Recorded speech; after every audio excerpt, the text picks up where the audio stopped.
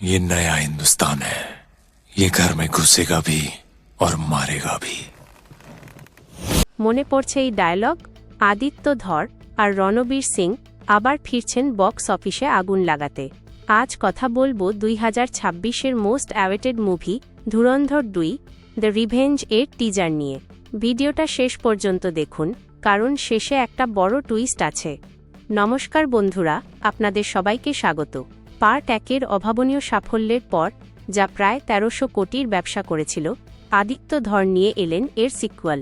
টিজারটি মাত্র কয়েক ঘন্টা আগে রিলিজ হয়েছে এবং সোশ্যাল মিডিয়ায় অলরেডি ঝড় তুলেছে। চলুন গভীরে যাওয়া যাক।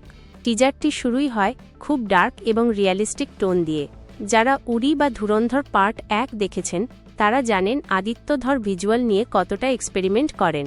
যশকিরত সিং রাঙ্গির ব্যাকস্টোরি পার্ট 1-এ আমরা শুধু হামজাকে দেখেছিলাম, কিন্তু এখানে আমরা দেখতে পাচ্ছি তার আসল পরিচয়, যশকিরত সিং রাঙ্গি।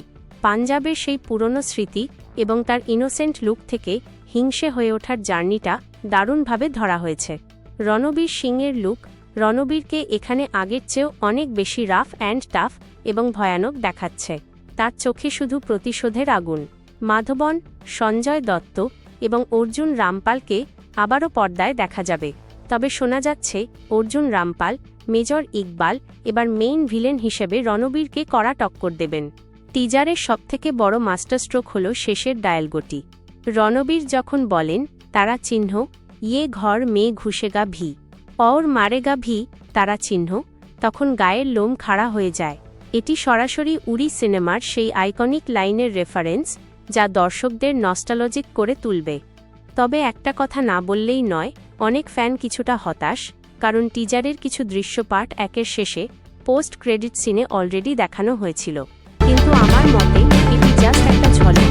আসল ধামাকা 19শে মার্চ সিনেমা হলেই দেখা যাবে। সিনেমাটি হিন্দি ছাড়াও তামিল, তেলুগু, কন্নড় এবং মালয়ালম ভাষায় মুক্তি পাচ্ছে।